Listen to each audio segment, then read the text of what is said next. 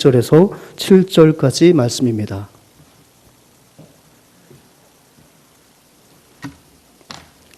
요한계시록 2장 1절에서 7절까지 말씀을 우리 함께 교독합니다. 신약성경 400면에 있습니다. 에베소 교회의 사자에게 편지하라. 오른손에 있는 7뼈를 붙잡고 7 금촛대 사이를 거니시는 이가 이르시되 내가 내 행위와 수고와 내 인내를 알고 또 악한 자들을 용납하지 아니한 것과 자칭 사도라 하되 아닌 자들을 시험하여 그의 거짓된 것을 내가 드러낸 것과 또 내가 참고 내 이름을 위하여 견디고 게으르지 아니한 것을 아노라. 그러나 너를 책망할 것이 있나니 너의 처음 사랑을 버렸느니라. 그러므로 어디서 떨어졌는지를 생각하고 회개하여 처음 행위를 가지라. 만일 그리하지 아니하고 회개하지 아니하면 내가 네게 가서 내 촛대를 그 자리에서 옮기리라. 오직 내게 이것이 있으니 내가 니골라당의 행위를 미워하는도다. 나도 이것을 미워하노라. 함께 읽습니다. 귀 있는 자는 성령이 교회들에게 하시는 말씀을 들을지어다. 이기는 그에게는 내가 하나님의 낙원에 있는 생명나무의 열매를 주어 먹게 하리라. 아멘. 최근에 제가 이 광고를 한번 봤습니다. 이제 또 바캉스, 또 휴가를 맞이하고 또 그러다 보니까 쇼핑몰 같은 데서 아주 대대적인 또 이렇게 광고를 하는데 참 이 문구가 참 마음에 많이 와닿았어요. 한번 읽어보시겠어요? 큰 글씨만 시작. 마음 방역 명품 세일. 명품 세일하고 마음 방역하고 무슨 상관인가? 일단 마음 방역이란 말이 참 마음속에 또 새롭게 다가오더라고요. 마음을 방역한다.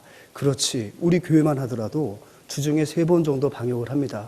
여러분들의 안전하고 건강한 예배 생활을 지켜주기 위해서 우리 장로님들 애를 쓰시고 우리 교역자들도 애를 써서 이렇게 또 방역에 힘을 쓰고 있거든요. 그러니까 우리가 예배당을 방역한다. 혹시라도 이 예배당이 본래 상태가 참 깨끗한데 혹 코로나19 바이러스라든지 기타 여름철에 우리 건강에 위해를 줄 수 있는 그 어떤 것이 있을까 싶어서 열심히 교회를 방역하는 거, 가정을 방역하는 거, 우리의 모든 삶의 지경을 방역하는 것까지는 참 우리가 이해할 수 있는데 마음 방역이란 말이 참 새롭게 와닿았어요. 물론 명품 세일은 그렇게 와닿지 않았습니다. 명품하고 저는 관련이 없기 때문에 여성들이나 남성들이 명품을 사면 마음속의 모든 잡념들이 사라지는 모양이다. 마음의 모든 근심이 아마 사라지는 모양이다. 아마 이 시대를 읽은 어떤 광고 카피가 아닐까 생각이 되어져요. 그러면서 자꾸 이 마음 방역이라는 단어에 생각이 꽂히게 되었습니다. 마음 방역, 우리의 영혼의 방역. 여러분 이거 기억나십니까? 여러분들이 다 예전에 이런 모습들을 하셨잖아요. 그러니까 우리에게는 이런 어떤 방역 세포가 다 있는 것 같아요. 그래서 우리 대한민국이 코로나19를 잘 극복할 수 있는 것은 바로 뭐냐면 어린 시절부터 소독차를 따라다니며 친근하게 먹었던 이런 소독약품들이 그 위력을 발생하고 있지는 않나 그렇게 한번 생각해 봤거든요.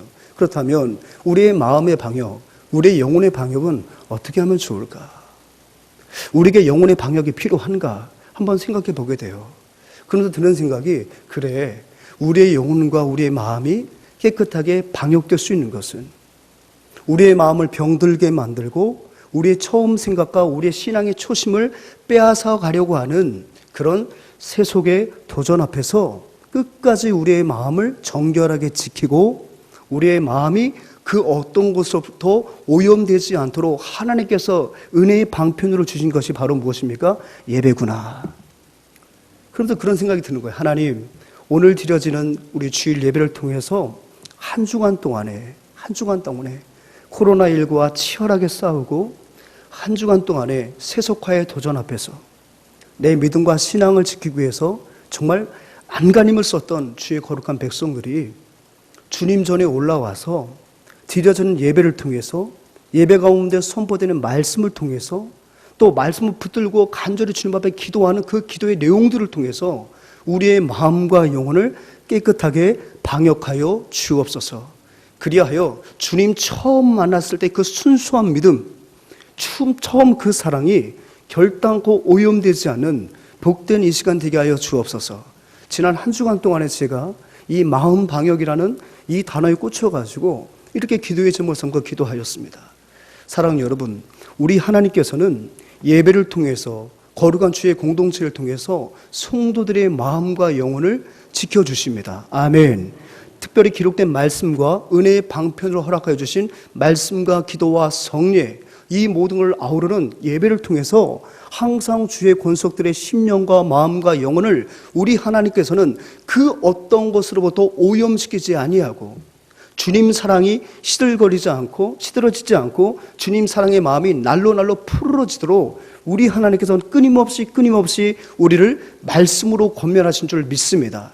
그 하나님께서 어려운 시기를 맞이하고 있었던 정말 엄청난 로마 황제들의 박해로 말미암아 이제 그들이 붙들고 있었던 마지막 그 생명의 끝마저 놓을 수밖에 없도록 그것을 놓도록 박해하는 그 박해의 틈바구니 속에서 우리 하나님은 반모섬에 외로이 갇혀 있었던 사도 요한을 기억해 주셨습니다. 그리고 사도 요한에게 계시를 주심으로 말미암아 계시의 말씀으로 말세에 있는 혹독한 핍박 때문에 그들의 마음이 변질되지 아니하고 말세에 있는 여러 가지 이단과 악한 자들의 모든 악행 때문에 혹시라도 거룩한 주의 백성들의 마음이 오염될까 싶어 우리 하나님께서는 마지막까지 주님 재림할 때까지 우리가 붙들어야 할 그 신앙의 마음을 방역시키기 위해서 계시록을 우리에게 주신 줄 믿습니다. 특별히 그 가운데 우리가 지난주부터 살펴보는 말씀이 바로 무엇입니까? 주님께서 피값으로 세워진 주님의 교회가 세속화와 박해와 기타 신앙을 회방하는 그 어떤 것들로부터 믿음을 온전히 지키도록 하시기 위해서 특별히 하나님께서는 사도 요한으로 하여금 이 땅의 모든 지상교회를 대변하는 7교회에게 서신을 쓰도록 하셨죠. 그게 바로 지난주부터 우리가 살펴보고 있는 7교회 이야기입니다. 지난주에는 우리가 개론을 살펴보았다면 오늘 이 시간부터는 우리가 강론으로 들어가서 7교회에게 베풀어 주신 그 하나님의 메시지가 무엇인가를 상고하는 가운데 다시마 우리의 마음과 영혼이 깨끗하게 방역되는 귀한 시간이 될 줄 믿습니다. 먼저 첫 번째 관문이 어디입니까? 예배소입니다. 여러분 보시겠지만 지중해 연안에서 저 터키 중에 특별히 이제 소아시라고 일컫는 로마의 통치로 행정지역을 볼 때는 아시아주입니다. 아시아주. 그 아시아주에 주요 7개 도시가 있었어요. 이 7개 도시는 정말 아주 많은 인구가 유입되어 있었고 많은 산업들이 발달되어 있었기 때문에 로마로부터는 굉장히 중요한 행정지역이었습니다. 그래서 어떻게 했습니까? 각 지역마다 7개의 도시를 어떻게 했죠? 우편 집중국을 설치해 놓고 또 도를 잘 닦아 놓아 가지고 각 도시마다 50km 상당하는 순환 노선이 다 개통되어 있었다고 제가 말씀드렸죠. 그 가운데서 에베소 지역은 바로 관문과 같은 곳이었습니다. 즉 소아시아의 관문이었습니다. 또 여러분 잘 아시겠지만 이렇게 바다를 끼고 있다 보니까 당연히 무엇이 발달하겠습니까? 해상 무역이 발달할 수밖에 없었습니다. 특별히 로마에게 있어서 이 에베소는 참 의미가 있었던 게 바로 동방 무역의 중심 관문이었다는 거예요.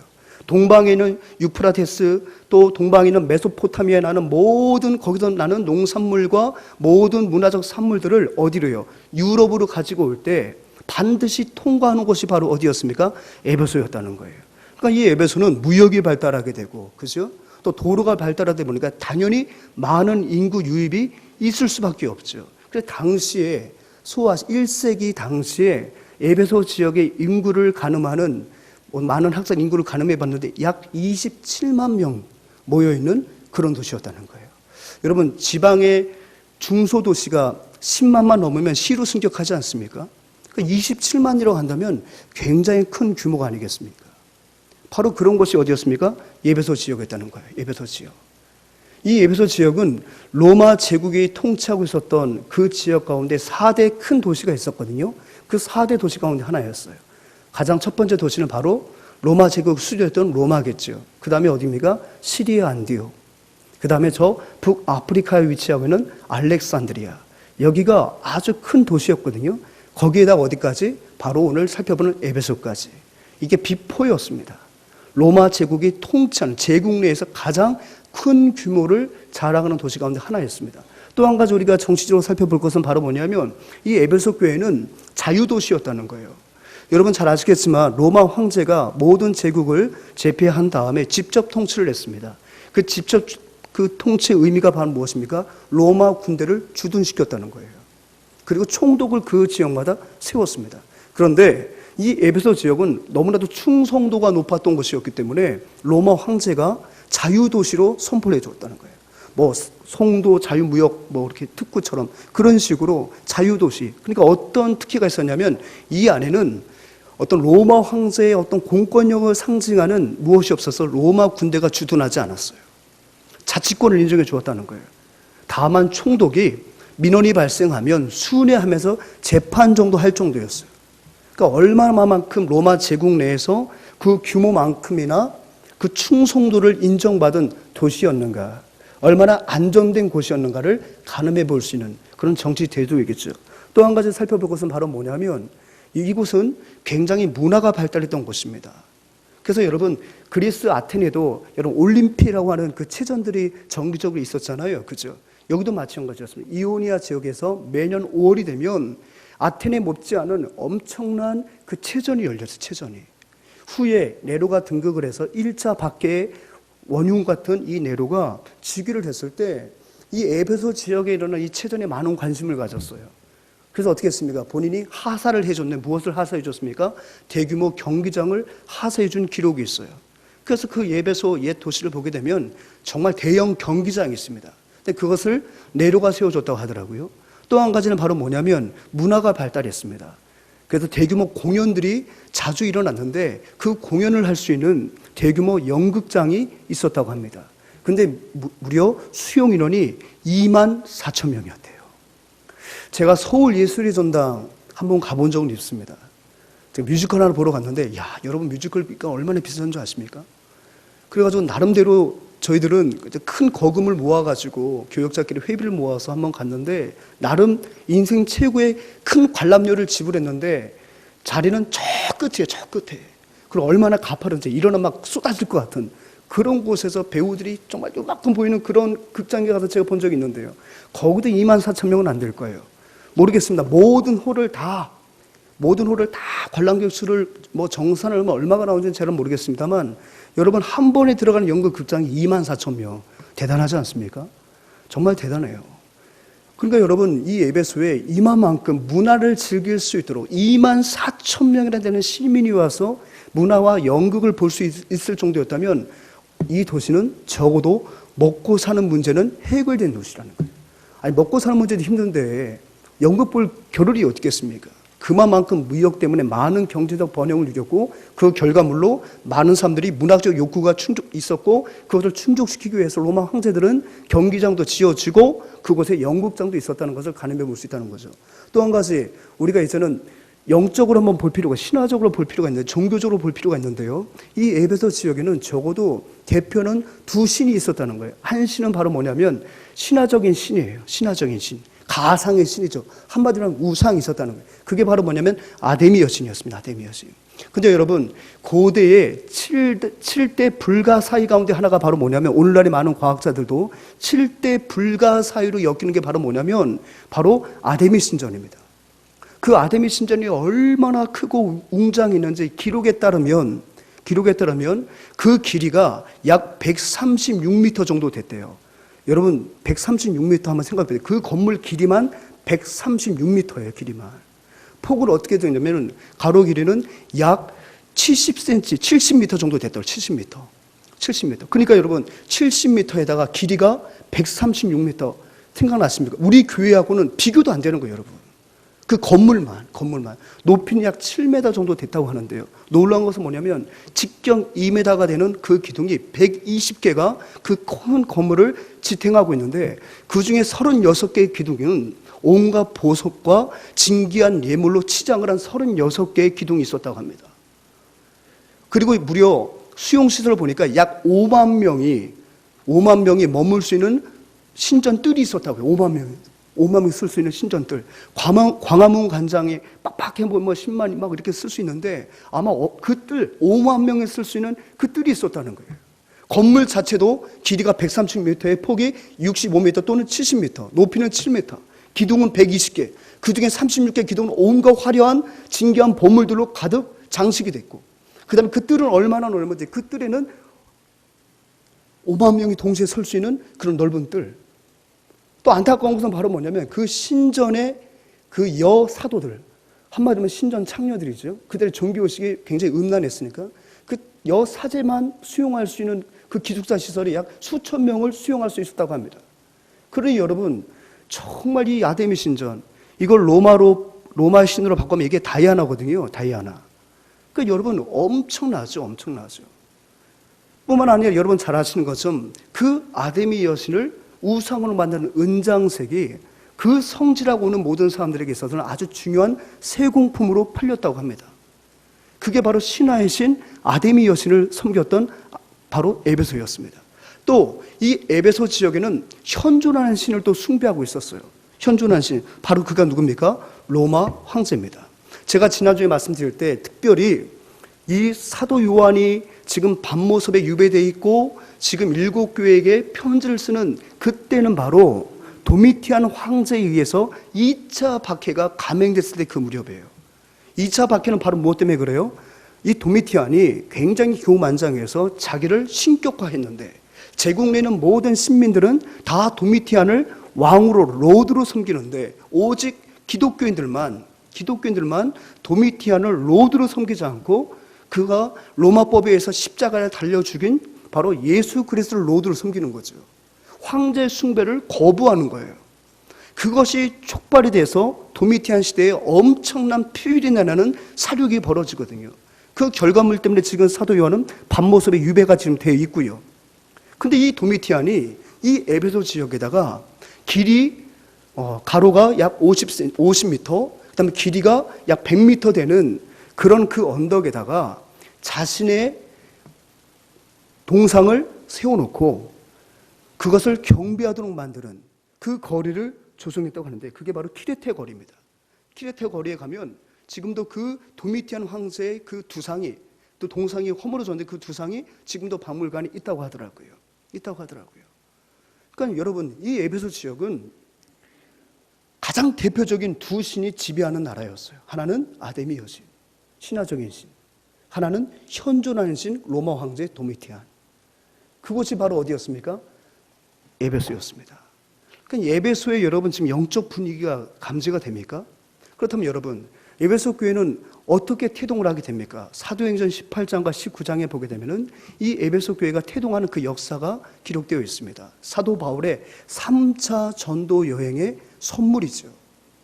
그 가운데 여러분 사도행전 19장 17절부터 20절까지가 그 에베소 지역에 복음이 증거되듯 나타나는 그런 어떤 성령의 역사를 함축적으로 기록해놓은 말씀이거든요. 우리 같이 한번 읽어봅니다. 시작. 에베소에 사는 유대인과 헬라인들이 다 이 일을 알고 두려워하며 주 예수의 이름을 높이고 믿은 사람들이 많이 와서 자복하여 행한 일을 알리며 또 마술을 행하던 많은 사람이 그 책을 모아 가지고 와서 모든 사람 앞에서 불사르니 그 책값을 계산한 즉 은 5만이나 되더라. 이와 같이 주의 말씀이 힘이 있어 흥왕하여 세력을 얻으니라. 아멘. 사도 바울이요 3차 전도 여행 때 에베소 지역을 방문하게 되지요. 그리고 무려 3년을 머물면서 특별히 2년 동안은 두란노 소원을 만들고 날마다 그곳에서 말씀을 강론했다는 거예요. 강론했다는 건 뭐냐면 토킹 어바웃, 그 하나님의 말씀을 갖고 그 두란노 소원에 몰려든 많은 유대인과 이방인들에게 하나님의 말씀을 갖고 토론했다는 거예요. 그 말씀을 계속해서 2년 동안 날마다 집중적으로 가르쳤다는 거예요, 여러분. 제자훈련을 저희들도 이제 앞으로 2년 과정으로 진행이 될 텐데 저는 날마다 모이지를 않아요, 여러분. 일주일에 한 번씩 모이는데도 그거 하시는 분들이 아주 너무 힘들다고 말씀하세요. 은혜는 받는데 힘이 듭니다. 그건 맞아요. 우리가 육신을 가졌으니까. 근데 여러분 매일 2년 동안 날마다 두란노 소원에서 하나님의 말씀을 강론하는 가운데 이 에베소 교회가 점차 몸집이 커지고 성장하게 되었다는 거예요. 근데 그들이 말씀만 받았던 게 아니에요. 그들이 말씀을 받았을 때 그 사람의 감격을 하게 되죠. 그 예수님의 사랑에 유대인이든지 아니면 이방인이든 모두가 그 말씀에 매료되어서 그 진리와 그 말씀 속에 회심을 경험하게 되고 그 회심의 결과물이 바로 무엇이었습니까? 그들이 가지고 있었던 바로 뭐예요? 아데미 여신을 섬기고 있던 그 은장색, 아데미 여신의 모양을 본던 그 작은 우상, 그 모든 것들 다 어떻게 했습니까? 그들이 다 버렸어요. 또 그곳 가운데는 이 마술하는 사람들, 이 마술이 이은결 같은 그런 마술이 아닙니다. 여기서 마술사는 항상 신앙과 결부되어 있었습니다. 이 마술사들도 주의 복음을 듣고 난 다음에 회심을 했어요. 그래서 그들이 어떤 주술서라고 할 수 있는 그들이 어떤 주소서 같은 그 마술책들을 그들이 몽땅 다 소각하는 역사가 일어난다는 거죠. 그러니까 여러분, 이 에베소 교회 가운데 얼마나 불같은 성령의 역사가 임하였고 그 3년 동안에 받았던 하나님의 말씀을 통해서 그들의 행위가 바뀌기 시작했다는 거예요. 세상의 그 어떤 것보다도 그들이 소중히 여기던 아데미 여신도, 그들이 소중히 여겼던 그들의 밥벌이를 위해서 그들이 지켜야만 했던 그 은장색, 그 모든 것을 다 버리고 마술사들은 그들의 밥벌이의 원천이라고 할 수 있는 책까지 다 불태울 정도로 주님 사랑의 마음이 아주 특심했다는 거예요. 여러분들 가정에도 처음 복음이 들어갔을 때 여러분 그 사랑의 매료에 대해서 여러분은 했던 일들이 뭡니까? 저희 집안도 저희 증조부부터 복음을 받아들이기 시작했는데요, 그 복음이 들어가고 난 다음에 모셨던 모든 신주단지라든지 모든 불상 같은 걸 다 버리고 부적 다 떼고 나는 이제 온전한 주의 사랑의 매인자입니다 선포를 했다고 하더라고요. 그 결단이 지금 4대 5대까지 신앙이 오는 거룩한 결단이 되었다는 거죠. 그러니까 에베소 지역은 사도행전 19장을 보게 되면은 주의 사랑의 매료가 되었어요. 그들이 하나님보다 더 사랑했던 모든 것들을 다 내어버리고 그것에 돈 따져보지도 않고 그것을 다 불사르면서 오직 주의 사랑에 매였던 사람들이 바로 누굽니까? 에베소 교회라는 거예요. 제가 여러분 자꾸 이 사랑이라는 말을 하는 것은 이제 결론에 나오기 때문에 여러분이 자꾸 말씀드리는 거예요. PPT가 다시 앞으로 오지 않도록 잘 기억하시기 바랍니다. 사도행전 19장에서 이건 불같은 주의 사랑에 매여서 강한 결단이 있었다는, 강한 결단, 그런 행위가 있었다는 거예요. 말씀만 배웠던 것이 아니라 말씀을 들을수록 그들의 행위는 더 그 말씀에 부합하는 행위로 바뀌어갔다는 거예요. 그게 어떤 걸로? 마술책은 불사르고 아데미도 다 내어버리는 거예요. 그랬더니 어떤 일이 벌어집니까? 여러 가지 어려움이 발생할 수밖에 없죠. 어떤 어려움이 있었을까요? 거기서 그 은장색, 즉 아데미 여신을 만드는 은세공업자 가운데 좌장이라고 쓴 데메드리오가 이거 자꾸 바울이 들어서 복음을 전하니까 많은 사람들이 은장색을 더 사는 것이 아니라 그거 버리면서 이제 이거 안 팔리는 거예요. 우상이 안 팔리는 거예요. 그러니 경제적인 소망이 자꾸 위축될 수밖에 없잖아요. 그죠? 그래서 여러분 잘 아시는 것처럼 이 데메드리오가 사도행전 19장 23절 이하를 보게 되면은 대규모 폭동을 일으킵니다. 폭동을. 그래서 어떻게 하죠? 바울과 함께 복음을 전하고 회심했던 많은 사람들을 아까 말씀드렸던 2만 4천 명을 수용할 수 있는 그 연극장으로 몰고 들어가서 그들을 박해하려고 했습니다. 그러니까 사도 바울도 그들을 구하기 위해서 연극장에 들어가려 할 때 많은 성도들이 들어가기를 만류합니다. 네가 들어가면 큰일 난다. 급히 몸을 숨겨야 한다. 그 이야기가 사도행전 19장 23절 이하에 기록되어 있다는 거죠.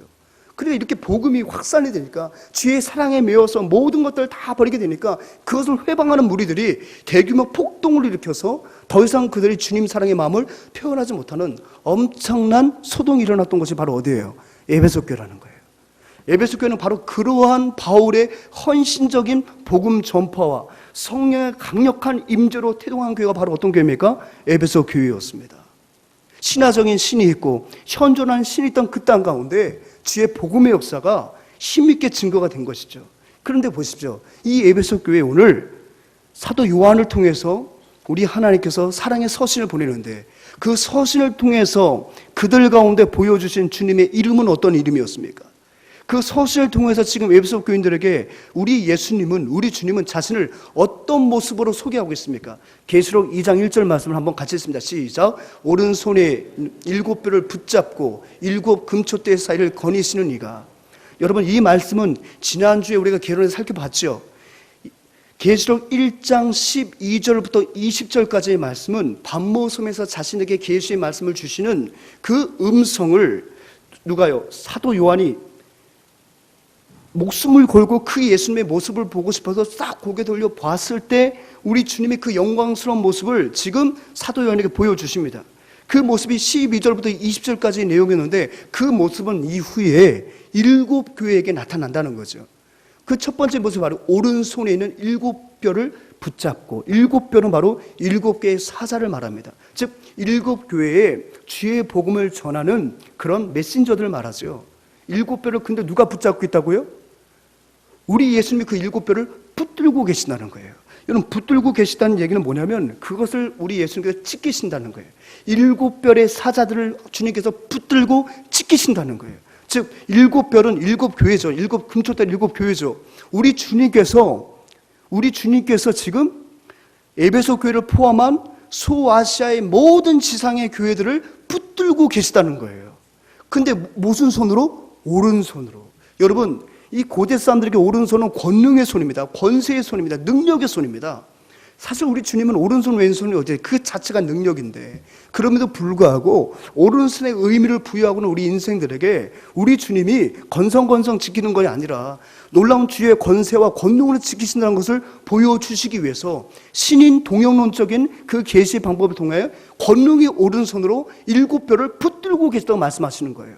사랑하는 여러분, 7별이 7개의 사자라면 7교회에서 하나님의 복음을 전하고 말씀을 가르치는 주님의 그 기름 부음 받은 사람이라면 저와 여러분들도 한국교회의 모든 영적 지도자들이 정말 주님의 권능의 오른손에 붙들기를 날마다 기도하시기 바랍니다. 좀 붙들어 주신다는 거예요. 7별을 붙들고 어떻게 한다고요? 7 금쪽대 사이를 거니신다. 거닐다는 말은 바로 뭐냐면 뭐 한다는 게 지킨다는 얘기야. 지킨다. 하나님이 지킨다는. 또 다른 의미가 뭔지 아십니까? 살다라는 거예요. 살다. 그 얘기가 뭐냐면 우리 주님께서 교회를 지키시고 교회와 함께 사신다는 거예요. 교회와 함께 사신다는 거예요. 여러분, 은혜가 안 돼서요, 우리 하나님이 교회와 함께 사신다는 거예요. 우리 주님께서 우리 주님교회에 지금 입주하여서 우리와 함께 사신다는 거예요.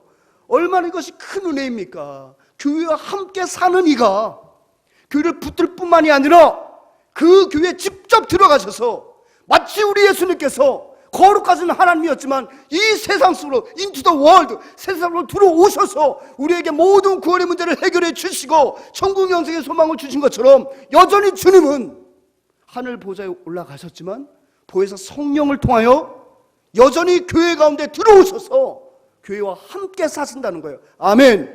함께 사신다는 거예요.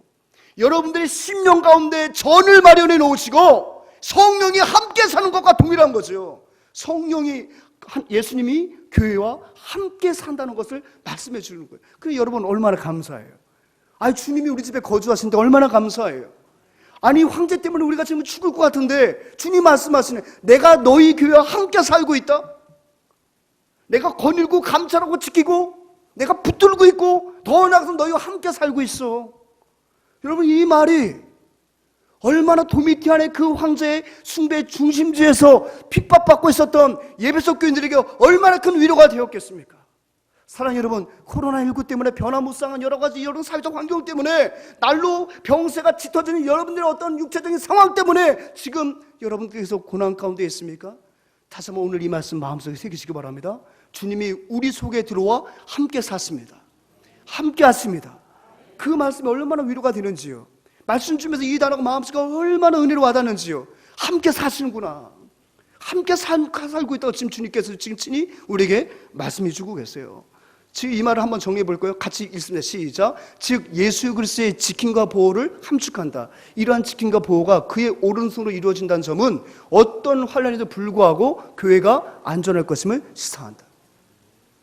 어떤 환난에도 불구하고 너희는 안전하다. 내가 너희를 붙들고 있는데 누가 너희들을, 내 손에 너희들을 빼앗아갈 수 있겠느냐. 로마 황제가 가소롭다. 한 번뿐인 그 인생, 내가 거두보는 그 말이지. 여러분, 도미티안은 암살당해요. 도미티안은 암살을 당합니다. 교회를 핍박하고 많은 믿음의 백성들을 화용하고 자신이 신의 자리에 올랐던 그 도미티안은 제명에 못 살아요. 그가 암살당합니다. 암살당해요. 얼마나 그가 비참한지 모르겠습니다. 헤롯 왕은 본인이 신이라고 했을 때 충이 먹어서 벌레 먹어서 죽었어요. 하나님의 진노가 얼마나 무섭습니까? 하나님이 끝까지 지키신다고 말씀하고 있어요. 그러면서 하나님께서는 이 에베소 교회의 장점에 대해서 이렇게 말씀하십니다. 바른 교회와 바른 교회, 바른 신앙을 소유하고 있었다는 거예요. 이 에베소 교회는 바른 신학과 바른 진리를 가지고 있었던 바른 교회였다는 거예요. 그 에베소 지역에 자칭 사돌아가는 자들이 많았던 모양입니다. 또 악한 자, 누가 봐도 악한 자들도 많았던 모양이에요. 또 심지어는 이따 보겠지만 6절을 보면 니골라당의 어떤 유혹도 있었던 모양입니다. 근데 그럼에도 불구하고 이들에게는 바른 교리와 바른 신학을 통한 바른 교회의 위용이 있었기 때문에 그와 같은 악한 자들, 자칭 사도라고 하는 자들, 니골라당이라 일컫는 그런 이단 사이비들을 척결하며 교회의 정결함과 거룩함을 지켜낸 교회가 바로 어떤 교회예요? 에베소 교회였다는 거예요. 자, 우리 한번 2절부터 3절 같이 읽습니다. 시작. 내가 내 행위와 수고와 인내를 알고 또 악한 자들을 용납하지 아니한 것과 자칭 사도라 하되 아닌 자들을 시험하여 그의 거짓된 것을 내가 드러낸 것과 또 내가 참고 내 이름을 위하여 견디고 게으르지 아니한 것을 아노라. 아멘. 내 이름을 위하여 너희가 견디고 게으르지 아니하다는 거예요. 영적 전쟁을 치러감에 있어서 너희들이 게으르지 않았다는 거예요. 너희 주변에 악한 자들이 너희들을 더 이상 삼키지 못하도록 너희는 게으르지 않고 그들을 교회에서 쫓아내었고 이단들과 싸움에서 너희들은 승리했다는 것을 말해주고 있죠. 그렇다면 6절에 나오는 또 우리가 다음 주에 살펴볼 버가모 교회에도 이 니골라당이 나오고 있거든요. 그럼 니골라당의 정체가 뭘까요? 한번 같이 읽습니다. 시작. 진리 안에서 자유를 얻었기 때문에 율법에 얽매일 필요가 없다며 도덕 폐기론을 주장하고 방종과 음행에 빠진 이단 집단으로 에베소와 버가모 교회에서 일어난 일파다. 지금 뭐냐면 너희가 진리 안에 있다면 자유를 얻었기 때문에 더 이상 너희들은 어떻게 살아도 너희들의 구원은 취소가 되지 않아. 오늘날로 말하면 여러분 이단 구원파 박옥수의 교리가 바로 이 교리예요. 제3 거듭남의 비밀로 사람들을 미혹하고 있죠. 우리가 주 예수 그리스도의 이름으로 구원을 받았으면 우리의 구원은 취소되지 않기 때문에 이후로는 우리가 이 육체를 갖고 어떤 죄를 저질러도 우리의 구원과는 무관하기 때문에 자유하게 살라 이거예요. 너희가 구원받았는데 한 번 죄진 것들 왜 이렇게 찌들게 사느냐. 그러니까 너희들이 음행해도 괜찮고 어떻게 살아도 너희가 구원받은 그 날짜만 기억하면 너희들의 구원에는 아무 문제가 없다. 그러다 보니까 여러분 우리 정통 교리에서 늘 죄와 피 흘리기까지 싸우는 우리 인생들이 그 이야기를 들었을 때 얼마나 자유함을 누릴 수 있겠습니까? 그래, 내가 한 번 구원을 받았는데 이 구원은 취소되지 않는데 내가 오늘 이렇게 범죄하고 내가 좀 모르고 도덕에서 벗어났고 이게 뭐가 문제인데 제3 거듭남의 비밀을 기존 교회에다 가르쳐주지 않았기 때문에 내가 율법죄에 사로잡혀 살았구나. 내가 정말 이 교단에서 자유함을 누리겠구나. 그래서 구원파가 지금 계속해서 뭐합니까? 흥황하는 거예요, 여러분. 왜요? 인간에 내재되어 있는 그 악한 본성을 합법화시켜주는 거예요. 그러니까 그 예전에 니골라당이 바로 이런 모습이었다는 거예요. 이런 모습. 특별히 이 니골라에게는 어떤 요소가 또 가미되었냐면 바로 영지주의가 가미되어 있는 거죠. 영지주의는 바로 무엇입니까? 육은 다 더러운 거예요. 영만 깨끗한 거예요. 그러다 보니까 이 영지주의자들은 예수님이 육신을 입고 오셨다는 것을 인정하지 않는 거죠. 어떻게 거룩하신 하나님의 아들이 육신을 입고 올 수 있는, 육체가 얼마나 더러운 건데. 그러니까 이 니골라당, 그러니까 이 영지주의자들이 무엇을 거부해요? 예수 그리스도의 인성을 거부하는 거예요. 인성과 신성을 거부하면 삼위일체 교리가 깨지는 거예요. 그러면서 이 영지주의자는 양극단을 달립니다. 육체가 더럽기 때문에 이 육체는 늘 학대해야 돼. 근데 고행해야 돼, 고행. 왜? 육체가 더럽기 때문에. 아주 육체를 핍박해야 되는 거예요, 육체를 여러분.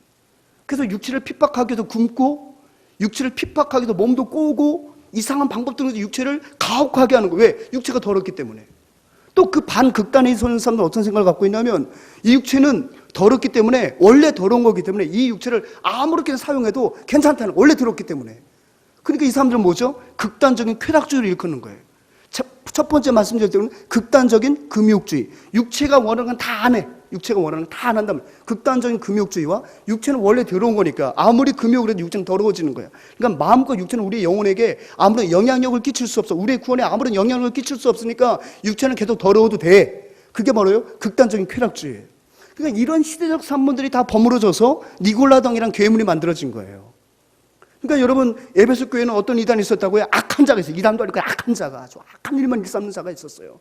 교회 들어와서 분탕질하고 이간질하고 성도 간에 교제를 깼고 크리스찬인과 들어와서 사기치고 도만 갈취하고 그런 악한 자들이 있었다는 거예요. 그러니까 교회 영적 지도자들은 그런 악한 자들을 어떻게 하는 거죠? 교회 밖으로 쫓아내는 거예요. 왜? 교회 거룩함을 지켜야 되니까. 또 어떤 사람이 있었다는 거예요. 지가 사도래, 지가 계시를 받았대. 한번 이단 사이비죠. 또 누가 있었다고요? 이런 시대적 사물이 짬뽕된 니골라당 같은 그런 우상들이 에베소 교회에 있었는데 에베소 교회가 치열하게 싸웠다는 거예요. 인내하며 싸웠다는 거예요. 게으르지 않고 매일 싸웠다는 거예요. 그래서 어떻게 했다고요? 이 모든 것을 쫓아냈다는 거예요. 여러분 대단하지 않습니까? 여러분 정말 대단하잖아요. 그런데 여러분 이런 어떤 장점 이면에 있는 단점이 우리 주님의 마음을 아프게 한 거예요. 그러다 보니 무엇을 잃어버렸다고 얘기하고 있어요? 처음 행위를 잃어버렸다는 거예요. 처음 사랑을 잃어버렸다는 거예요. 제가 지난주에 잠깐 말씀드렸죠. 여러분 주변에 악한 자들이 많아요. 이단들이 많아요. 근데 이단들이 처음부터 난 이단입니다 하고 들어와요? 여러분 이단의 뜻이 뭐예요? 다 아시죠? 다를리의 끝단자예요. 처음과 중간은 똑같아요. 분간을 못해요. 광명한 천사의 모습으로 와가지고요, 얼마나 쌀떡말림 같은 말대로 우리를 섬겨주고 헌신한지 몰라요. 근데 무엇이 끝이 다른 거예요. 끝이. 그래서 다를리 끝단자가 이단 아닙니까? 그러니까 처음에 분별력이 떨어지는 거예요. 그러다 보니까 이 이단들이 기성을 부리다 보니까, 극성을 부리다 보니까 이제 이 성도들이 경계심을 갖게 되는 거죠. 바른 신학과 바른 교리로. 그러다 보니까 성도 간에 뭐가 있는 거죠? 믿음이 깨지는 거예요. 혹시 쟤도 이단 아닐까? 쟤도 니골라당이 아닐까? 서로가 믿지 못한 일들이 벌어지는 거예요, 여러분. 그것이 한국교회 이단이 주는 폐해입니다. 이단이 쓸고 간 흔적은 기존교회는 빼앗아가는 것도 있지만, 소극적인 또 하나의 그 오염된 건 뭔지 아십니까? 적극적인 건 성도를 빼가는 거고, 소극적인 피해는 서로를 믿지 못하도록 만든다는 거예요. 여러분, 서로 믿지 못하면 무엇이 깨지는 거예요? 신뢰가 깨지는 거예요. 신뢰가 깨지면 무엇이 깨지는 거예요? 사랑이 깨지는 거예요. 사랑이. 뭐가 옳고 그러냐 자꾸 이걸 분별하다 보니까 뭐가 되는 거예요? 서로가 칼이 되는 거예요. 서로가. 자기와 다르면 칼을 뽑는 거예요. 너도 이단 아니야? 내가 이단이라 난 정통이야. 네가 이단 같은데? 서로 칼싸움하다가 결국은 새가 밀리면 쫓겨나는 거예요. 근데 여러분, 이런 일들은 비단 에베소 교회만 있었던 것 같아요. 우리의 교회 역사 속에 늘 보는 거잖아요. 여러분, 프로테스탄트가 국에서 나왔어요. 그죠?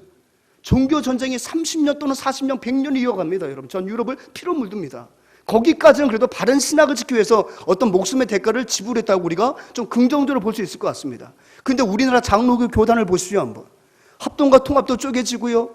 뭐 합동, 보수, 정통, 개혁, 진리, 뭐 교단이 너무너무 많은데 그 교단들이 하나같이 앞세웠던 게 뭐예요? 우리가 정통이라는 거예요.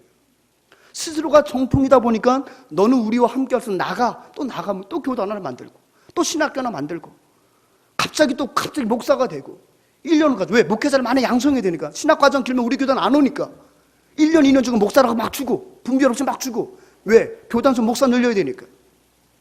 서로가 옳다고 싸우다 보니까 그 전통은 죽은 전통이 되는 거예요. 여러분, 사랑이 없는 정통은 바로 죽은 정통입니다. 오래됐기 때문에 죽은 정통이 아니라 사랑이 없고 생명력이 없으면 그건 죽은 정통이 되는 거예요. 여러분, 예배소 교회가 바로 그런 교회였다는 거예요. 그런 교회. 4절 같이 있으면 시작. 그러나 너를 책망할 것이 나니 너희 처음 사랑을 버렸느니라. 여러분, 아까 전에 예배소 교회가 사도행전 18장 19장에서 어떻게 태동했다고 그랬어요? 3년 동안 이 바울로부터 집중적으로, 특별히 2년간은 두란노 소원에서 날마다 그들이 바울을 통해서 하나님 말씀을 들었어요. 그때 그들 가운데 어떤 행동이 일어나요? 그 말씀에 사로잡히고 주의 보혈에 사로잡히고 주의 사랑에 사로잡혔을 때에 그가 예수님보다 더 사랑했던 모든 것들을 불태워버리고 다 버리고 어떻게 했다고 그랬어요? 완전히 개혁이 일어났다고 그랬잖아요. 주님에 대한 사랑이 똘똘 뭉쳤기 때문에 주님 외의 것들은 다 버리면서 얼마나 성도 안에 연합하는 역사가 일어났습니까? 그게 바로 예배소 교회가 갖고 있었던 처음 행위였다는 거예요. 주의 사랑에 매였기 때문에 주님보다 그 어떤 것도 사랑하지 않았다는 거예요. 그럼 그들이 주님만 사랑했습니까? 아니죠. 하나님을 사랑하고 누구도 사랑했습니까? 이웃을 사랑하는 교회였다는 거예요. 그게 율법에서 나온 사도 바울이 그들 가운데 심어준 율법의 대강령 아니겠습니까? 하나님을 사랑하고 이웃을 내 몸같이 사랑하는 그 사랑에 매여서 예배소 교회는 급속도로 성장했던 그런 교회였는데, 이단과 싸우다 보니까 무엇이 유실된 거예요? 사랑이 유실된 거예요. 사랑이 떠내려간 거예요. 진리의 칼날만 갈다 보니까 사랑이 균형을 놓치고 만 거죠. 그러니까 여러분, 사랑 없는 연합도 문제가 있지만, 그죠? 사랑 없는 연합도, 진리 없는 연합도 그건 온전 연합이 아니에요. 근데 여러분, 사랑이 있지만 바른 진리가 없는 연합도 그것도 또 비정상적인 거죠. 균형을 맞췄던 예배소 교회가 바로 균형이 깨져서 죽은 정통, 사랑을 유실한 그런 교회가 되고 말았음을 말합니다. 여러분, 저거는 신문 기사인데 2016년 8월 8일 기사입니다. 어떤 내용이냐면 새로남교회, 제가 섬겼던 교회죠. 새로남교회 앞에서 이 신천지가, 저희 신천지 우리 교회 앞에 어떤 신천지들이에요. 신천지가 매일 주일마다 와가지고요. 매일 주일마다 처음에 1인시로 시작하더니 매일 주일마다 우리 교회 앞에 와가지고 한국교회를 규탄하고 자기들이 정말 참된 기독교라는 거예요. 이 못돼 먹은 것들이. 매주마다 오는 겁니다. 근데 우리가 경찰을 동원을 해도 집회 시위 결사의 자유가 있다 보니까 이들이 그 집회 신고서를 내고 오는 걸 막을 수가 없다는 거, 막을 수가. 심지어는 우리 교회 바로 앞마당이어서 제가 가서 그들한테 물러가세요 하면은 그 1m 이상 제가 접근하면 제가 그것에 범법자가 되는 거예요. 참 희한한 법이더라, 희한한 법. 근데 여러분, 이건 정말 필요하죠. 억울한 국민들이 자신의 어떤 권리를 주장하기 위해서 우리나라가 민주국가다 보니까 이 집회 시위에 대한 자유를 주다 보니까 이것이 남용되고 의용되는 거예요. 처음에 한 사람만 오더니 이제는 때를 지어오는 거예요. 때를 지어. 매주마다 한 30-40명씩 오는 거예요. 여러분 보이실지 모르겠지만 저쪽에 이렇게 열중차 타고 그 녹색 연두색 맨 그 한 사람이 있어요. 얘가 뭐냐면 이제 곧 있으면 신천지 목사 되는 애 있거든요. 이 친구가 저를 구타했어요. 자꾸 우리 성도들에게 쫓아가가지고 막 하니까 저희 교육자들 나와가지고요 막 막는 거예요. 너네 가라. 너네 왜 자꾸 여기서 이러냐. 너네 이단인데 저리 가라. 막 하다가 저를 때렸어요. 여러분 저도 맞았어요, 여러분. 근데 제 역할이 바로 뭐냐면 우리 교회에서 신천지 막는 역할이었어요. 신천지. 그러니까 매 주일마다 거룩한 주일마다 제가 예배 안내 쓰고 우리 성도 만나 교제해야 되는데 저는 아침 1부 예배 때부터 계속 신천지하고 대치하면서 신천지를 우리 성도들에게 접근하지 못하도록 계속 우리 성도들한테 얘기하고 저기 사진 안 났지만 저기다 우리가 바리케이드를 치고 지금 교회 앞에서 시위하고 있는 저 무리들은 바로 대한민국 기독교가 규정한 이단 신천지입니다. 이만희를 보혜사 성령을 믿는 모든 백성과 모든 교회를 혹세무민하는 정말 사이비 중에 사이비 바로 신천지 이단입니다. 여러분 미혹되지 마십시오. 새로남교회 예배를 회방하는 저 무리들은 바로 한국교회 예배에 회방을 하는 저 무리들은 바로 이단 신천지입니다. 암적인 존재입니다. 가정을 깨트리는 주범입니다. 우리도 막 현수막 붙이고 지나가는 모든 사람들에게 이야기합니다. 근데 여러분 보십시오. 지나가는 모든 버스에 탄 사람들이 다 한결같이 보는 거 뭐냐면 새로남교회 무슨 분쟁이 있는 줄 알고, 야, 저 교회도 결국 저렇게 크더니 결국 무슨 문제가 생겼구나, 이렇게 이미지를 구기는 거예요. 근데 그 무렵에 한국교회 거룩한 목사님들께서 신천지 폐해에 대해서 이야기하고 인터뷰하는 교회들마다 저짓거리를 하는 거예요. 서울의 신청성결교회 이정희 목사님, 원로 목사님이죠. 그 교회 할 거 없이 모든 대형교회 앞에 가서 매 주일마다 이렇게 진을 치고 저렇게 하는 거예요. 그러니까 제가 그 신천지를 막아서는 진압대장으로서 고민이 안 될 수가 없잖아요. 그죠? 그래서 어떻게 했냐면 저희들 모여서 회의를 했어요. 이거 안 되겠다. 집회 금지 가처분 신청을 내야겠다. 그래서 여러분 서울지방법원, 중앙법원 앞에 정말 이 종교 문제를 잘 다루고 있던 변호사를 가서 인터뷰를 했어요. 근데 그 인터뷰는 뭐냐면 결론은 안 된다는 거예요. 집회 시위 그거는 우리나라에서 굉장히 보호해 주는 거기 때문에 법적으로 막을 수가 없다는 거예요. 1시간 상담하고 안 된다는 이야기 듣고 대전 사람이 서울 갔다 그냥 헛걸음져 돌아오는데 얼마나 마음이 허망한지. 더 허망한 것은 그 1시간 상담료도 굉장히 많이 내고 왔어요. 그래서 돌아온 다음에 기도하다가 우리 교회에 많은 법조인들이 계셨거든요. 법조인들을 모아놓고 같이 기도하다가 어떻게 하면 좋겠냐 해서 일단 한번 해보자. 그래서 대전지방법원에다가 신천지가 주일마다 교회마다 시위하는 것을 금지해달라는 가처분 금지 소송을 냈어요. 몇 번의 조정기관 가서 신문하고 몇 번 대전지방법원 가서 우리가 그 신천지 대전 장막선전 그 장방식이라는 놈을 우리가 딱 계속 피고소인을 해가지고 계속 치열하게 판사 앞에서 얘기하고 우리 교회 모든 법조인들은 예배 우리 성도들의 평온을 깨뜨리는 그 모습들 다 녹화하고 딱 하니까 결국엔 여러분 8월 8일 날 어떤 판결이 나왔냐면 절대로 집회 시위도 물론 중요하지만 종교 자유 가운데 종교를 통한 평안을 얻는 그 자유를 깨는 것은 그것도 역시 기본권 침해다. 앞으로 이단 신천지는 주일날 교회 앞 시위를 할 수 없다. 100m 이내도 접근할 수 없다. 100m 이내에 접근하면 적발시 100만 원의 부과를 개인당 매긴다고 이 판사가 낸 거예요. 이 판사가 문보경 판사인데 이분은 불자예요. 불자인데 이분이 이 판결을 내는 거예요. 얼마나 감사한지. 그래서 저희 교회에서요 승소 감사 예배 드리고요 국민일보를 비롯한 모든 교단 일간지에 다 이 승소사실이 알려졌습니다. 왜 중요하냐? 여전히 매 주일마다 신천지와 싸웠던 많은 교회들이 새로남교회가 가처분 그 신청이 인용됐다는 말을 들으니까 어떻게 되는 거죠? 우리 교회한테 그 인용문을 달래는 거예요. 그럼 우리 판결문 인용문을 주면 자기네 교회에서 시위하는 그런 신천지 책임자를 불러다가 대전에서 지금 이런 승소 판결을 나는데 우리 니들 소송 걸까? 두당 100만 원이요? 100만 원. 낼래? 그러니까 걔들이 어떻게 되는 거죠? 지들이 알아보더니 대전 그 맞대하 집한테 알아보니까 그런 일이 있다고 하니까 어떻게 되죠? 슬금슬금 가는 거예요. 슬금슬금 가는 거예요. 그들도 와요. 조금씩 오면 우리가 항상 줄자가보다 100m 잰다. 그러면은 유치하죠. 여기 100m 아니야. 넌 눈도 이게 100m 내가 줄자 재? 여기 붙들고 있어. 100만 원 밖에. 그러면 어떻게 되죠? 막 도망가요. 슬금슬금 도망가요. 그래서 시위를 쫓아냈어요. 한국교회 주일마다 우리 성도의 평온을 깨는 신천지를 막아냈다는 말이에요. 얼마나 감사한지. 제가 맞았잖아요.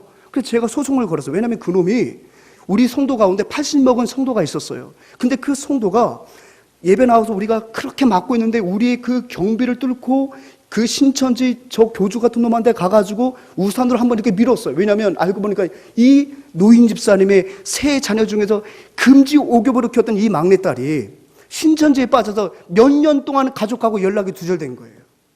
그 이 여자 집사님은 신천지만 생각하면 막내딸을 빼앗아간 아주 악랄한 집단인 거죠. 그런데 내가 성경에는 교회 와서 저것들이 혹세무민하고 있으니까 이 할머니가 견딜 수가 없었던 거예요. 아마 이 할머니 속에 도시락 폭탄이 있으면 폭탄을 터뜨렸을 거야 아마. 근데 그걸 할 수 없으니까 저리 가라고, 왜 남의 교회 와서 이러냐고, 내 딸 돌려내라고 하면서 이렇게 밀쳐냈는데 80 먹은 할머니가 이렇게 우산 갖고 밀쳐냈는데 저 악랄한 놈들이 그 할머니 갖고 검사까지 띄웠어요. 검사까지 자기 때렸다고 허위 진단도 가지고. 그러다가 저를 때린 거예요. 제대로 걸렸죠 뭐. 그래서 제가 그것을 뭐 해주겠습니까? 근데 너무 피곤해. 경찰서 가서 조소받지, 검사 앞에 가지, 걔도 거짓말 자꾸 하지, 화해 조정이라고. 저보고 화해하라. 내가 화해할 이유가 없잖아요. 심지어는 누가 뻥치는지 거짓말 탐지기같이 제가 올라갔어요. 거짓말 탐지기. 검찰청 가가지고 한 40분 정도 계속 똑같은 걸 또 물어보고 똑같은 걸 또 물어보고 온몸에 센서 다 달아놓고 그 거짓말 탐지기 하더라고요. 여러분 그거 해보셨어요? 하지 마세요 그거. 거기 갔더니 당신의 몸은 진리를 말한다. 그 검찰청 딱 가서 그 거짓말 탐지기하는 그 수사실 딱 들어가니까 큰 현판에 이렇게 써놨어요. 당신의 몸은 진실을 말한다. 그러니까 네 입은 거짓말을 해도 네 센서 다 다르면 네 몸에서는 늘 진실을 말하니까 지금이라도 이실 짓고 하라는 거예요. 지금이라도. 그 친구하고 저 거짓말 탐지기 올라갔거든요. 근데 어떻게 그 친구 기소됐어요. 그 친구가 혐의가 발견됐어요. 근데 여러분 제가 왜 이야기를 하냐면요. 이걸 하는 가운데 제가 경험한 일이에요. 이것들이 한 2달 정도, 3달 정도 이렇게 지리멸렬하게 하다 보니까 우리 교역자들끼리 서로가 마음이 자꾸 멀어지기 시작하는 거예요. 제가 이제 컨트롤 타워잖아요. 근데 이것들이 얼마나 수시각각 그 전략과 방법을 바꾸는지 교회 앞에 시위를 하다가도 또 다른 수십 명이 와서 어떻게 합니까? 우리 다음 세대가 버스 타는 그 정거장에서 지네가 만든 유튜브를 보여주는 거예요. 교리 비판. 기독교가 뭐가 잘못됐는지. 그리고 우리가 교회 앞만 막을 수가 없는 거예요. 그래서 우리 교육부서 목사들에게 급하게 전체 카톡으로 빨리 나와서 부서 아이들이 지금 집까지 안전하게 갈 수 있도록 모든 버스 정거장에서 2단 접근을 차단해라. 얘기를 하는데 우리 교육부서 예배를 2번 드리거든요. 우리 교회 1부, 2부처럼. 그러니까 교육자들 사실 바쁘지. 그러다 보니까 앞에서 현장에서 몸빵하는 우리들만큼 그분들은 별로 체감하는 게 별로 없는 거야. 우리가 볼 땐 너무 미온적으로 대처하는 거예요. 그러다 보니까 교육자들끼리 모일 때마다 자꾸 이제 얘기할 수밖에 없는 거죠. 나와라. 니네 주일학교들 지켜야지. 나와라 하면 걔들도 우리도 바빠요. 선배님들 그러면 그게 중요하냐. 회의가 먼저 중요하냐. 우리 영혼들을 지켜야지. 이것이 3달 되다 보니까요. 교육자들의 마음이 서로 불편해지는 거예요. 서로 불편해지는 거예요. 저는 또 제가 책임자다 보니까 제가 굉장히 강성처럼 느껴지고 제가 말하는 것도 후배들이 막 서운해하고 그럼 그걸 또 저는 또 서운해하고 그러다 보니까 제 마음속에 이 교회가 생각이 나는 거예요. 그렇구나. 에베소 교회가 사랑을 잊어버리는 것이 이런 메커니즘이었겠구나. 싸우다 보니까 너는 왜 안 싸우냐. 너도 쫓아내야지. 나 힘들어 죽겠는데 왜 안 도와주냐. 나는 뭐 놀고 있냐. 나도 최선을 다하고 있다. 왜 혼자 한다고 생각하냐. 서로 이러다 보니까 뭐가 깨지는 거예요.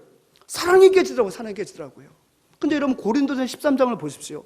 아무리 네가 천사의 말을 하고 어떤 고유한 은사를 갖고 네가 어떤 면분을 갖고 어떤 일들을 한다 하더라도 무엇이 없으면 사랑이 없으면 네가 천사의 아름다운 말을 한다 하더라도 너에게 어떤 은사가 있다 하더라도 그 사랑이 없으면 우리는 깽가리가 같고 사랑이 없으면 아무것도 아니라는 거예요.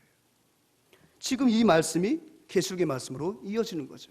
그래서 주님 말씀하십니다. 그러므로 어디서 떨어졌는지 생각하고 회개하여 처음 행위를 가지라. 만일 그러지 않으면 회개하지 않으면 내가 내게 가서 내 촛대 네 교회 그 교회 영광을 옮겨놓겠다는 거예요. 그래서 주님 명령하죠. 첫 번째 같이 시작. 어디서 떨어진 것을 생각하라는 거예요. 네가 언제부터 이렇게 사랑을 잃어버렸는지. 첫째는 네가 사랑을 잃어버렸다는 것을 인정하라는 거예요. 그리고 그것을 다시 한번 회복하라는 거예요. 두 번째는 무엇입니까? 회개하라는 거예요. 회개한다는 것은 여러분 인격적인 회개를 말합니다. 회개에도 여러분 지정의가 있는 거예요. 근데 우리나라 많은 성도들은 어떻게 생각하느냐. 본인이 내가 죄를 저질렀구나. 알게 됐죠. 그리고 그 죄에 대해서 본인이 슬퍼요. 내가 왜 죄를 졌을까? 슬퍼하면서 주님께 기도합니다. 그러면 회개됐다고 하는 거예요. 어떤 의지적 요소가 빠졌어요? 의가 빠진 거예요. 의가 뭐예요? 다시는 그 죄를 범치 않는 거예요. 거기까지가 참된 회개의 뭐예요? 열매예요. 근데 대부분이 지 정에서 끝나. 깨달았어, 슬퍼서 울었어, 예배지나 엉엉 울었어. 남편한테 그동안 반말하고 잘못했던 거 생각나서 남편이 너무 불쌍하고 내가 너무 악랄한 것 같아서 하나님 말씀 앞에서 막 슬프게 울었어. 막 울었단 말이에요. 울고니까 좀 속이 후련하죠. 그러고서 집에 갔더니 그 남편이 또 눈에 보여? 갑자기 후련했는데 다시 세임으로도 또 싸워. 여러분, 그것이 과연 진정 회개입니까? 진정 회개의 열매는 어디까지예요? 그 남편에게 가서 여보, 내가 미안해. 내가 미안해. 당신 내가 너무너무 무시했어. 내가 너무 무시했어. 예수 믿는 아내로서 내가 당신에 대해서 너무너무 그동안 정말 서운한 생각이 내가 미안해. 오늘 말씀하고 내가 철저히 회개했어. 이제 내가 다시는 그러지 않을게. 혹시 그런 얘기를 나올 때마다 오늘 이 말씀 나한테 전해줘. 그러면서 서로 용서를 받는 게 거기까지가 진정 회개라는 거예요. 지금 여기서 말한 그 회개, 그 회개. 그 원어를 보게 되면 지정의 요소가 담겨진 인격적인 회개를 말하고 있는 거예요. 내가 상처 줬던 사람에게 가서 내가 미안하다. 내가 이단 막다 보니까 너도 이단인 줄 알고 내가 너한테 너무너무 하지 말을 말을 했고 너를 되게 미워했었어. 미온적인 너를 내가 너무 미워했어. 하나님께서 깨닫게 하셨고 하나님 앞에 내가 슬퍼했고 이제 너에게 내가 용서를 구한다. 좀 용서해줘. 회개 열매를 맺으라는 거예요. 이게 회개예요. 이게 회개. 세 번째 무엇입니까? 처음 행위를 가지라는 거예요. 사전에 말하면 처음 사랑. 그것이 바로 처음 행위입니다. 앞서 말씀드렸던 것처럼 사도행전의 그 19장의 그 사랑 보십시오. 주 예수보다 더 귀한 것이 없는 거예요.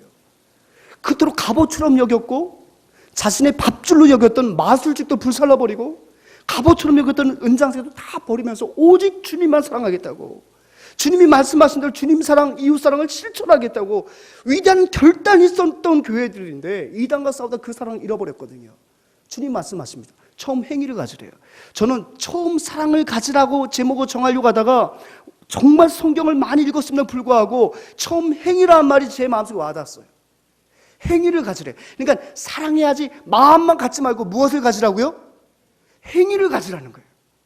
더 의미가 현실적이죠. 처음 첫사랑을 회복하라. 그동안 우리가 이렇게 설교를 했었는데 그게 아니었으면 성경은 4절에 처음 사랑이라고 말하고 그 다음에 결론은 뭡니까? 처음 행위를 지키라는, 가지라는 거예요.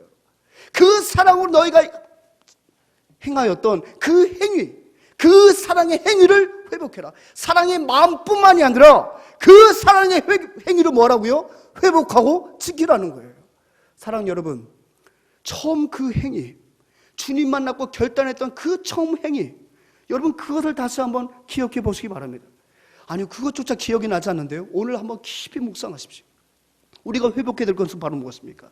예수님 처음 만나서 했던 그 처음 행위, 사랑의 고백, 그 결단, 그것이 오늘 저와 여러분들이 회복되어야만이 다시 한번 우리 이기는 자에게 주시는 그 생명나무의 열매를 먹는, 즉 이 말은 뭐예요?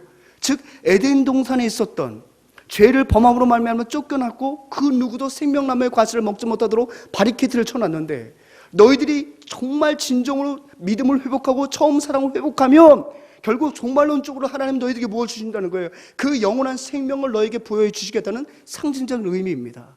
사랑하는, 이제 말씀을 마치겠습니다. 다시 한번 여러분, 잊어버린 행위가 무엇입니까? 마음만 생각하지만 마음 플러스 행위가 무엇입니까? 우리가 회복해야 될 그 행위가 무엇입니까? 처음 주님 만났을 때 여러분 어떤 마음으로 주님 앞에 고백했습니까? 처음 주님 만났을 때 여러분 첫 번째 고백한 죄의 제목이 무엇입니까? 혹시 그 죄의 제목이 슬금슬금 다시 한번 우리 심령 가운데 기어 들어와 지금 내 행위를 지배하고 있는 그것이 아니겠습니까?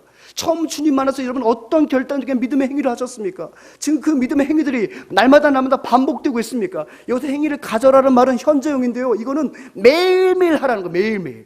매일매일 점검하라는 거예요. 네가 어디서 이 믿음을 떨어뜨렸는지 매일 점검하고 내가 이 처음 행위를 하고 있는지 매일 점검하라는 거예요.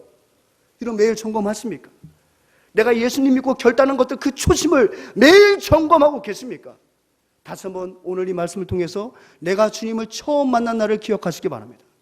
그리고 주님 앞에 고백했던 그 기도가 여전히 유효한지, 그 고백대로 살고 있는지 오늘 이 말씀을 통해서 다시 한번 사랑과 행위를 회복하시는 저와 여러분들에게 주님으로 축원합니다. 아멘. 우리 찬양하죠. 1절만 하겠습니다. 내가 처음 주를 만났을 때 외롭고도 쓸쓸한 모습. 함께 1절만 찬양하고 기도하고 마치겠습니다.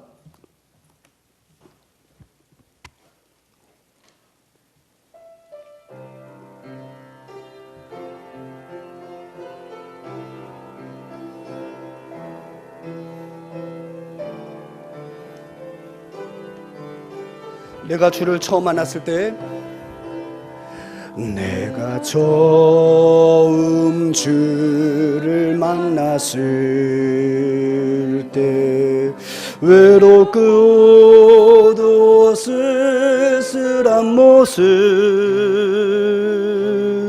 말없이 홀로 걸어가신 길을 영광을 다 버린 나그네, 정녕 그분이 내 영생 구원해. 나의 영혼도 구원하려라. 의심 많은 도마처럼 물었네.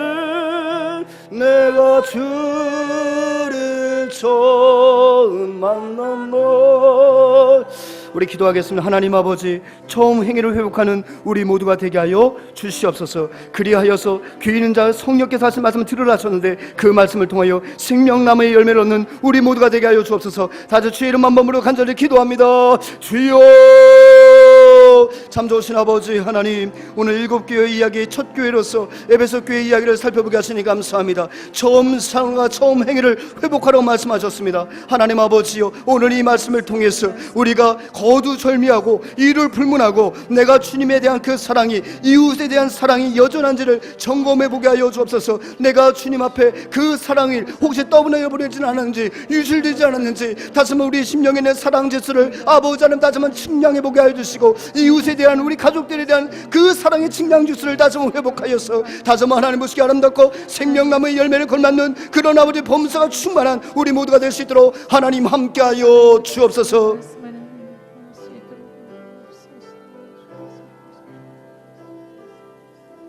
사랑의 주님, 처음 사랑과 처음 행위가 회복되는 우리 모두가 되게 하여 주옵소서. 우리 구주 예수 그리스도의 은혜와 우리 하나님 아버지의 무한 극진하신 사랑하심과 성령의 위로 임재 교통 충만하심이 다시 한번 처음 행위를 회복한 자에게 주실 그 놀라운 은혜를 기억하여 우리의 처음 마음을 회복하고 처음 행위를 회복하여 주님의 기쁨이 될 것을 믿음으로 결단하는 주의 권속들의 심령 위에 이제로부터 영원토록 함께 있을지어다. 아멘.